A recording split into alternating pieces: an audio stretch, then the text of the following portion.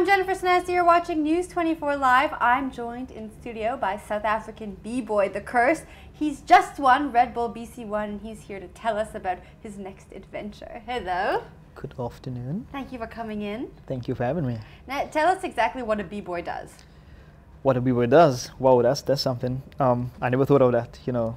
Like a lot of people, they're understanding what people see and what they know about b-boying, breakdancing. Yeah. As guys spinning on their heads, spinning on their backs and standing on one hand, doing like just a whole lot of stuff with their body, you know, it's like flips and it's a lot of stuff, you know, like, but I mean like people know or they got the perception of what breakdancing is, you know, like when they think about b-boys, they think about head spins, you know, so if you know that, then you kind of have an idea what b-boy is. Well, I actually asked you to teach me how to spin on my head, so so I don't think we're going to do that today. Not today. Because you don't want to be responsible for my well-being.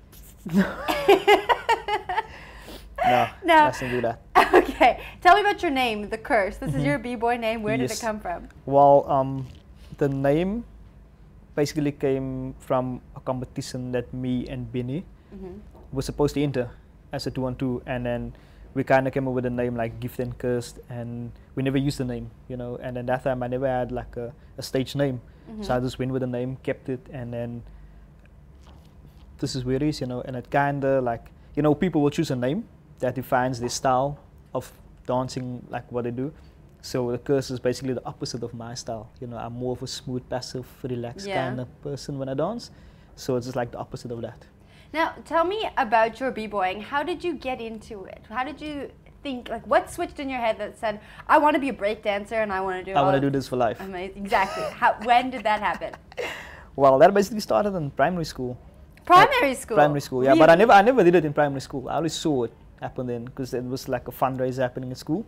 And there was some guys making a circle and just like stuff going all over there and like guys doing stuff. And then I wasn't interested, you know, but everybody just started running to the circle and I just went there and could check it out.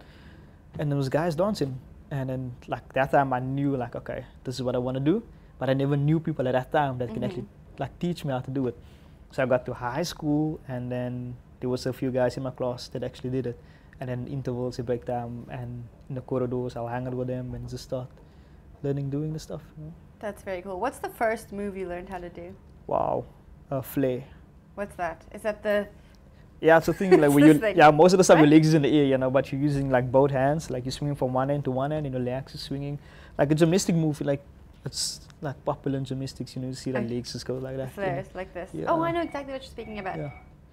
Now tell me about Red Bull BC1. You came out the reigning champion. What did you have to do to win? How does the competition work? They have city ciphers and they choose like top 16 guys in South Africa. They go head to head and then you get like first round, quarters, semis and finals.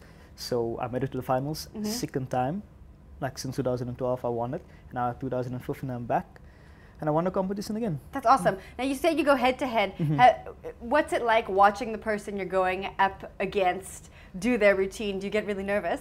A little bit, because you kind of know what the person can do, you Yeah. know, so you have an expectation of what this person is kind of gonna do, you know. But at that time, you know, just need to think and just be prepared, you know, just throw out what you can do. That sounds scary. Now you're in the top 16. You said you're going off to where to compete in the finals? Tunisia. Tunisia. Yeah. Have you ever been to Tunisia before? Never How do you been there. prepare for a big competition like that? Obviously a lot of training. Yeah. You know, you just got to block out like some stuff, you know, like you need to be mentally focused and obviously prepare yourself like physically, like practice as much as possible, You do research who's ever in a competition and check out like what level they're on and just practice, but basically just practice for the international one, you know, like obviously you practice for this one, but you need to aim for the world finals. Now, when you say train and practice, do you have a coach who trains with you, or do you just kind of I don't have a coach yourself? like that stands with me like every day, but I do have a coach that trains me. Are you working on any moves right now? Maybe you shouldn't tell us because then the competitors will know. I don't really care, you know. You don't care? I don't care. So what moves are you working on? There's a lot of stuff that I'm trying to work on, but I'm just taking it easy now because I have an ankle injury, you know, so I'm just taking it easy now. What's the worst injury you've ever had from b-boy? Shoulder like ligament tools, like I don't even know what it is, you know, but it's really painful. It was painful. It is That's painful. actually happened to me. I've torn ligaments in my shoulder before. For doing head spins or something. Gymnastics, but I was much younger.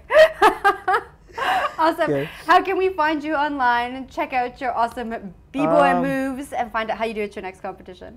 B-Boy the Curse. Instagram, Twitter, Facebook, everything is the same handle at B-Boy the Curse.